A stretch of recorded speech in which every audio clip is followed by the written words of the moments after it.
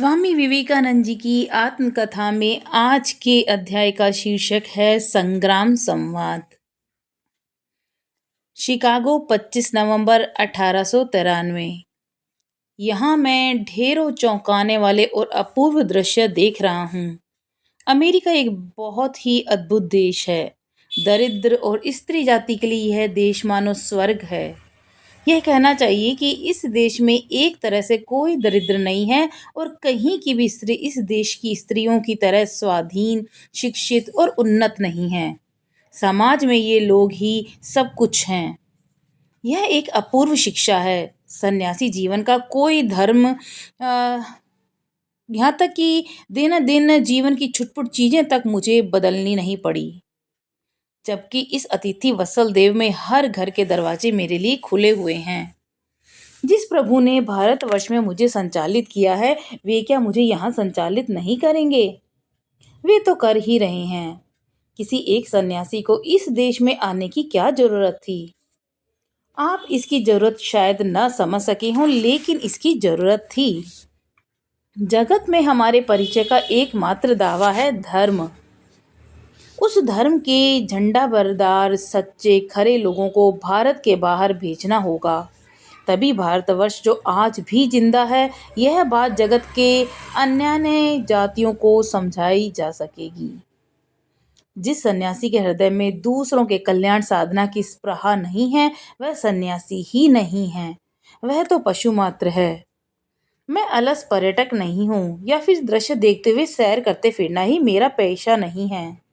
अगर आप जीते रहे तो मेरे कार्यकलाप आप देखते पाएंगे और मुझे आजीवन आशीष देंगे। शिकागो नवंबर 1894। इस देश में लोग भाषण दे देकर अर्थ संग्रह करने की कोशिश कर रहे थे और थोड़ा थोड़ा सफलता अर्जित न की हो ऐसा नहीं है, लेकिन उन सबसे कहीं अधिक सफलता मैंने लाभ की थी। मैं किसी भी प्रकार उनके लिए बाधक नहीं बना। फिर किस कारण से मैं अधिक सफल हुआ? क्योंकि भगवान की यही इच्छा थी। लेकिन इन सब बातों को लेकर मेरे बारे में भयंकर झूठ अतिरंजित ढंग से इस देश में ये लोग प्रचारित कर रहे हैं। लोग क्या कहते हैं मैं इसकी परवाह नहीं करता। मैं अपने भगवान से, अपने धर्म से, अपने देश से और सबसे ऊपर दरिद्र भिक्षुओं से प्यार करता हूँ। मैं निपीड़ित, अशिक्षित और दीनहीन लोगों को प्यार करता हूँ। उन लोगों की वेदना मैं अपने अंतर में महसूस करता हूँ। कितने तीखे ढंग से महसूस करता हूँ वह प्रभु ही जानते हैं। वे ही मेरा मार्गदर्शन करेंगे और इंसानों की निंदा स्तुति की मैं परवाह नहीं करता। उन लोगों में से अधिकांश को ही मैं अज्ञ शोर करने वाला जैसा मानता हूँ और सहानुभूति और निस्वार्थ प्यार की मर्म कथा ये लोग कभी भी नहीं समझते। लेकिन रामकृष्ण के आशीर्वाद से मुझ में वह अंतर्दृष्टि मौजूद है। मुट्ठी भर सहकर्मियों को लेकर मैं काम करने की कोशिश कर रहा हूँ और उन लोगों में से हर एक मेरी ही तरह दरिद्र भिक्षुक है और उन लोगों को आपने देखा है। प्रभु का काम चिर दिन दीन दरिद्रों ने ही संपन्न किया है। आशीर्वाद दें कि ईश्वर के प्रति, गुरु के प्रति और अपने प्रति मेरा विश्वास अटूट रहे। प्रेम और सहानुभूति ही एकमात्र पथ है और प्रेम ही एकमात्र उपासना है। मिनियापोलिस 24 नवंबर 1893। पहली बार जिस दिन मैं यहाँ आया उसी दिन यहाँ बर्फबारी हुई और सारे दिन सारी रात बर्फ पड़ती रही। मेरे ऑर्किड्स पानी कीचड़ बर्फ से बचाव के लिए एक किस्म के रबड़ के जो जूते थे वो खूब काम आए। मैं बर्फ में परिणत मिनहाहा जलप्रपात देखने गया और बेहद ही सुंदर जलप्रपात था। आज तापमात्रा 0 से 21 डिग्री कम थी, लेकिन मैं स्लेज गाड़ी से निकल पड़ा और मैंने वहां का खूब आनंद लिया। इतने बर्फ में कान नाक की पौर सुन्न हो सकती है, इस ख्याल से भी मैं बिल्कुल नहीं डरा। बर्फ से ढका वह प्राकृतिक दृश्य मुझे जितना आनंद आया उतना आनंद इस देश के अन्य किसी दृश्य के देखने के आनंद से कहीं बढ़कर था। कल कुछ एक लोगों को भी देखा जो बर्फ से ढकी झील पर स्केटिंग जूते पहनकर स्केट कर रहे थे और मेरा यहाँ पर जो व्याख्यान समाप्त हुआ, यहाँ कई अच्छे लोगों से मेरी मित्रता हुई जिनमें पिछले विश्व मेला के सभापति मिस्टर पामार अन्यतम हैं और मैं स्लेटन के प्रति पूरी तरह से वीतश्रद्ध हूँ। कोशिश कर रहा हूँ उनके हाथ से छुटकारा पा जाऊं। इस आदमी के पल्ले पड़कर मैंने $500 गंवा दिए। धारावाहिक रूप से चलने वाले ये अभ्यर्थना बोझ काफी थकान भरे होते हैं और उस पर से इन लोगों का उबाऊ आहार, सैकड़ों तरह के व्यंजन और उनके परोसने का ढंग। पुरुषों के क्लब में हर व्यंजन के बीच में धूम्रपान करना, उसके बाद नए सिरे से खाना शुरू करना मेरे लिए असहनीय था। मेरी धारणा थी कि एकमात्र चीनी लोग ही आधे आधे दिन तक खाते हैं और बीच बीच में धूम्रपान करते हैं। बहरहाल यहाँ के लोग काफी सज्जन हैं। यह बताते हुए अचरज होता है कि बिशप स्तर के एक पादरी और यहूदी चिकित्सक मेरे प्रति अतिशय आकृष्ट हो उठे और मेरी उच्च प्रशंसा की। यहाँ जिन जिन लोगों ने व्याख्यान दिया उन्हें कम से कम $1000 मिले। मेरे हर जगह ऐसा ही होता रहा और मेरे लिए यह सब करना ही स्लेटन का काम था। इसके बजाय वह झूठा अपने यह बताता रहा कि हर जगह उसके प्रतिनिधि मौजूद हैं और वे मेरे लिए विज्ञापन करेंगे और सारी व्यवस्था भी करेंगे। अब मैं घर लौट रहा हूँ। मेरे प्रति अमेरिकी लोगों का प्यार देखकर इतने दिनों में मैं शायद प्रचुर धन उपार्जन कर सकता था, लेकिन मेरी राह में बाधक बनने के लिए प्रभु ने शायद जिमी मिल्स और स्लेटन को भेज दिया। उस प्रभु की गति समझना कठिन है। बहरहाल ये गोपनीय मामला है और प्रेसिडेंट पामार शिकागो गए हुए हैं ताकि स्लेटन को झूठी बातें फैलाने से रोका जा सके। प्रार्थना करो कि वे सफल हों। यहाँ अनेक विचारकों ने मेरा अनुबंध पत्र देखा है और उनका कहना है कि यह एक निंदनीय प्रताड़ना है। यह किसी भी समय रद्द किया जा सकता है, लेकिन मैं ठहरा सन्यासी, आत्मपक्ष का कोई समर्थन नहीं है। इससे बेहतर यही है कि मैं सारा कुछ फेंक फाँक कर भारत लौट जाऊं। डेट्रयाट 12 मार्च 1894। इन दिनों मैं मिस्टर पामार का अतिथि हूँ। वे बड़े प्यारे व्यक्ति हैं। एक नाट्यशाला में मैंने 2.5 घंटे व्याख्यान दिया और सभी बेहद खुश थे। अब मैं बोस्टन और न्यूयॉर्क में रह रहा हूँ। यहाँ जो आमदनी हुई उसी से वहाँ का खर्च पूरा हो जाएगा। फ्लैग और प्रोफेसर राइटर का ठिकाना याद नहीं और मिशिगन में व्याख्यान देने नहीं जा रहा हूँ। मिस्टर हल्डेन आज सुबह ही मिशिगन में व्याख्यान देने के लिए मना रहे थे, लेकिन मेरा बोस्टन और न्यूयॉर्क देखने में अधिक आग्रह है।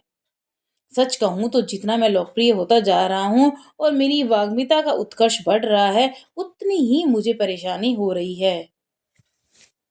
डेट्रयाट 15 मार्च 1894। बूढ़े पामार के साथ मेरी खासी जमने लगी है। वृद्ध, सज्जन और सदानंद जीव हैं। मेरे बारे में सबसे मजेदार बात यह है कि यहाँ के एक समाचार पत्र ने ये लिखा है कि झंझा सदृश ये हिंदू यहाँ मिस्टर पामार का अतिथि है और मिस्टर पामार ने हिंदू धर्म ग्रहण कर लिया है। वे भारतवर्ष आ रहे हैं, लेकिन उनकी शर्त है कि 2 विषयों में कुछ रद्दोबदल करनी होगी। जगन्नाथ देव का रथ खींचेंगे। इनके लॉग हाउस के पार्चरेन नस्ल के घोड़े और उनकी जर्सी गायों को हिंदुओं के गोमाता संप्रदाय में शामिल करना होगा। इस किस्म के घोड़े और गायें मिस्टर परमार के लॉग हाउस फार्म में ढेरों हैं और ये सब बेहद दुलारे हैं। पहले व्याख्यान के समय आयोजन ठीक नहीं हुआ था और हॉल का किराया ही लगा $150। हल्डन ने हल्डन की मैंने छोड़ दिया है। अब कोई दूसरा आ जुटा है। देखूं इसे बेहतर प्रबंधक कोई मुझे मिल जाए। मिस्टर परमार मुझे दिन भर हंसाते रहते हैं। कल फिर एक रात्रि भोज होगा। अब तक तो सब ठीक ही चल रहा है, लेकिन पता नहीं क्यों यहाँ आकर मेरा मन बोझिल हो गया है। व्याख्यान वगैरह के फिजूल काम से मैं तंग आ गया हूँ। सैकड़ों तरह के मनुष्य, नामधारी कुछ एक प्राणियों से मिलजुल कर मैं झुंझला उठा हूँ और मेरे विशेष पसंद की चीज़ क्या है वह मैं बताऊँ। मैं लिख भी नहीं सकता, व्याख्यान भी नहीं दे सकता। मैं गंभीर रूप से चिंतन कर सकता हूँ और जब मैं उद्दीप्त या उत्पत्त हो जाता हूँ तब बातों की आग बरसा सकता हूँ। लेकिन यह बहुत कम, अतिशय कम और मनपसंद लोगों के सामने होना ज़रूरी है। और अगर उन लोगों की इच्छा हो तो मेरे भावों का जगत में प्रचार करें। मुझसे यह सब नहीं होने का। काम का यह एक तर्कसंगत विभाग मात्र है। एक इंसान खुद चिंतन करे, उसके बाद उस चिंतन से प्राप्त भावों को स्वयं प्रचार करे, ऐसा आदमी कभी भी सफल नहीं हो सकता। इस तरह से प्रचारित भावों का कोई मूल्य नहीं होता और चिंतन के लिए, खासकर आध्यात्मिक चिंतन के लिए, स्वाधीनता बेहद आवश्यक है। डेट्रयार्ड 16 मार्च 1894। मैं किसी भी तरह से परेशान नहीं हूँ और जीवन को मैं सहज भाव से अपने स्वभाव मुताबिक ग्रहण कर रहा हूँ। मेरी कहीं जाने की विशेष इच्छा नहीं है, चाहे वह बोस्टन हो या कहीं और। जो होना है वह होगा। मैं इसी मनस्थिति में हूँ, अच्छा या बुरा। स्वदेश लौटने और थोड़ा बहुत देश दर्शन संभव होगा। काम के बारे में मेरी कुछ एक योजनाएं हैं और जिस गति से सारा कुछ आगे बढ़ रहा है उसके लिए और भी 4-5 बार मुझे यहाँ वापस लौटना होगा। सबको बताने और उस ढंग से सबका भला करने के मामले में मैं कुछ कहूँ, ऐसी दुनिया को मुझे कुछ नहीं कहना है। इसलिए इस पल तो मैं बेहद खुश हूँ और खासा मजे में हूँ। विशाल प्राय मानवहीन इस कोठी में मैं अकेले होठों में चुरुट दबाए सपना देख रहा हूँ और इतने दिनों से मैं मेरी देह में जो कर्म ज्वर चढ़ा हुआ था उस बारे में थोड़ा बहुत दार्शनिक चिंतन कर रहा हूँ। सब कुछ अर्थहीन है, मैं कुछ भी नहीं हूँ, यह पृथ्वी भी कुछ नहीं, ईश्वर ही एकमात्र काम के आदमी हैं।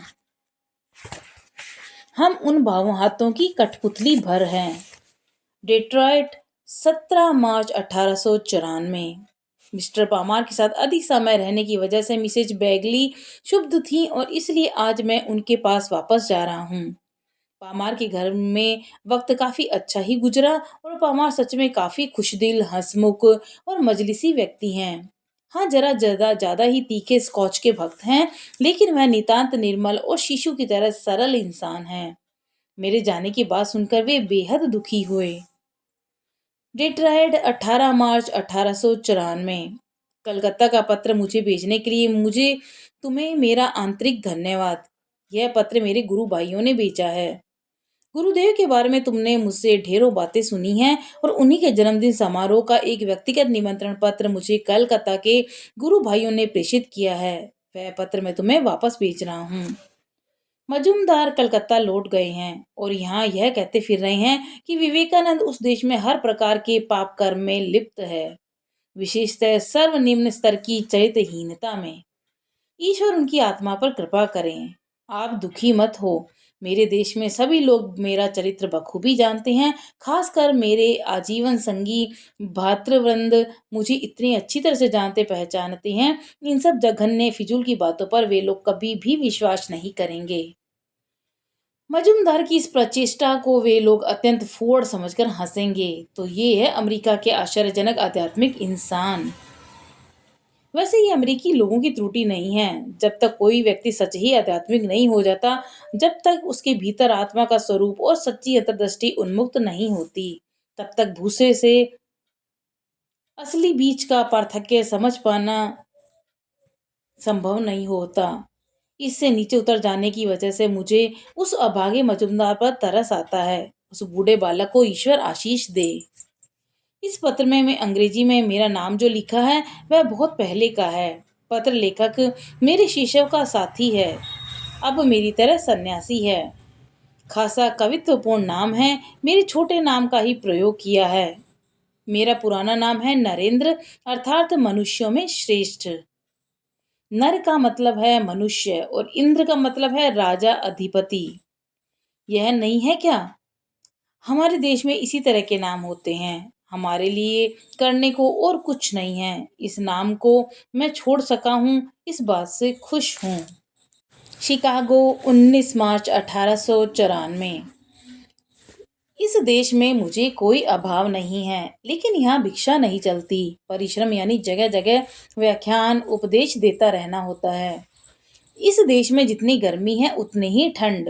यहाँ की गर्मी कलकत्ते की अपेक्षा किसी अंश में भी कम नहीं है। और ठंड की बात तो तुम्हें क्या बताऊं, समूचा का समूचा देश कहीं 2 हाथ तो कहीं 3-3 हाथ तो कहीं कहीं 5-5 हाथ बर्फ से ढका हुआ होता है।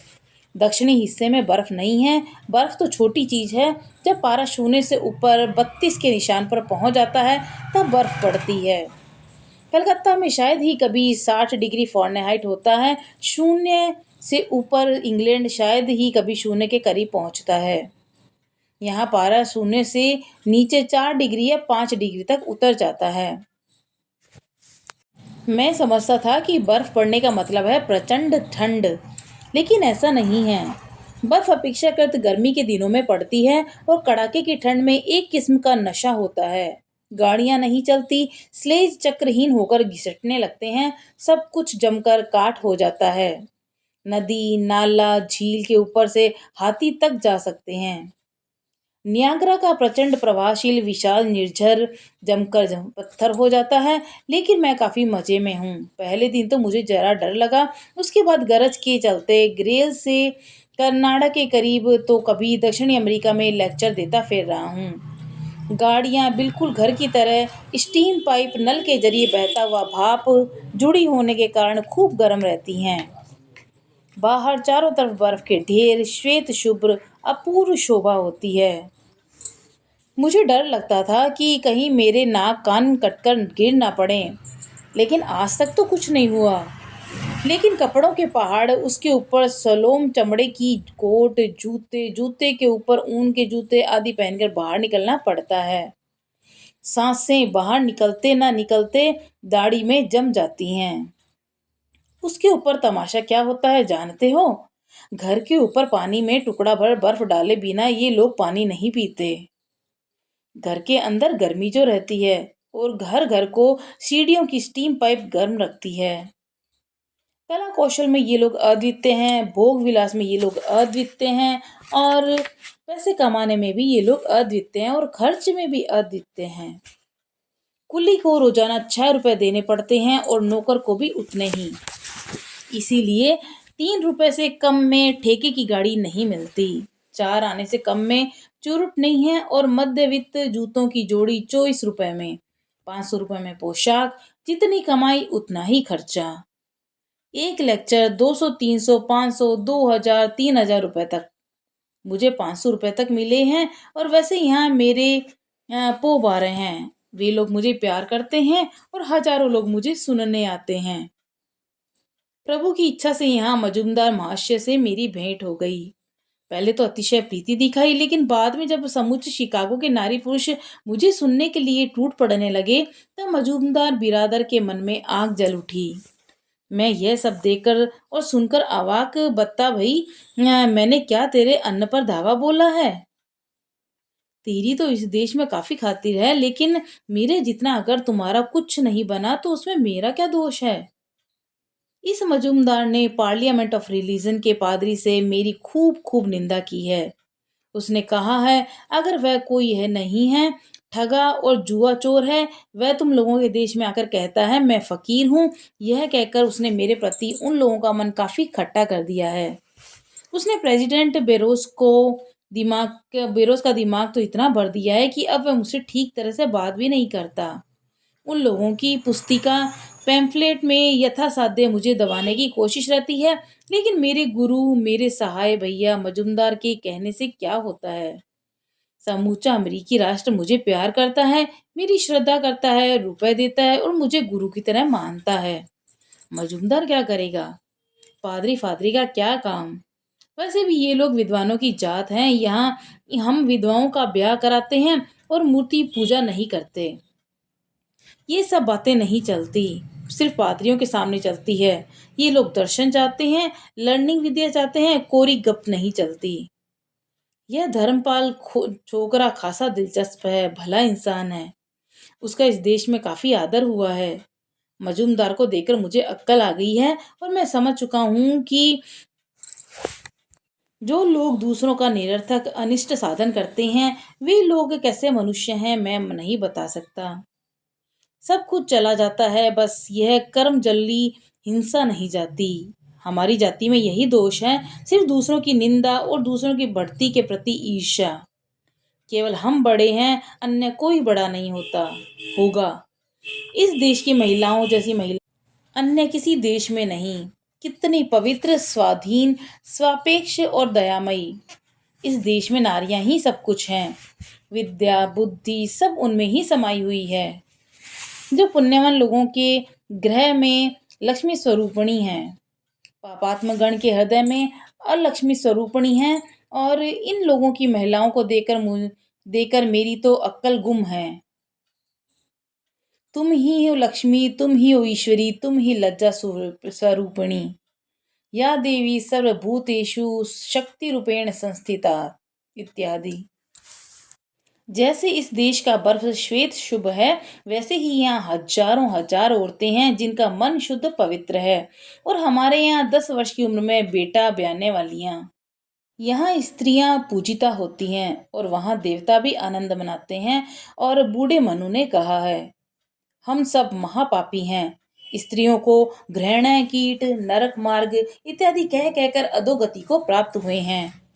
आकाश पाताल का अंतर है। प्रभु क्या कोरी गपबाजी से बहलते हैं। प्रभु ने तो कहा है कि तुम ही स्त्री हो, तुम ही पुरुष हो, और तुम ही बालक हो, तुम ही बालिका हो। और हम कहा करते हैं कि ओ रे चांडाल, दूर हट जा। किसने इस मोहिनी नारी का निर्माण किया है इत्यादि। अरे भैया, अपने देश के दक्षिण प्रांतों में ऊंची जाति के लोगों का नीचों पर अत्याचार, मंदिरों में देवदासियों को नाचने की धूम अपनी आंखों से देखी है। जो धर्म गरीबों का दुख दूर नहीं करता, इंसान को देवता नहीं बनाता, यह धर्म कैसा है? हमारा धर्म कैसा है? हमारा धर्म छूत मार्ग है। सिर्फ हमें छुओ मत, हमें छुओ मत। हे हरि, जिस देश के बड़े बड़े दिमाग आज 2000 वर्षों से केवल यह सोच रहे हैं कि दाहिने हाथ से खाऊं या बाएं हाथ से, दाहिनी तरफ से पानी लूं या बाएं तरफ से, और फट फट स्वाहा, क्राम क्रूम करते रहते हैं, उन लोगों की अधोगति नहीं होगी तो किसकी होगी? भले सब नींद में सोए हैं, लेकिन काल जागता रहता है। काल को अतिक्रम करना बहुत कठिन है। उन्हें सब पता है कि उनकी आंखों में कौन धूल झोंक सकता है। तो यह है स्वामी विवेकानंद जी की अमेरिका की यात्रा के कुछ अंश। शेष भाग कल हम जानेंगे। तब तक के लिए नमस्कार।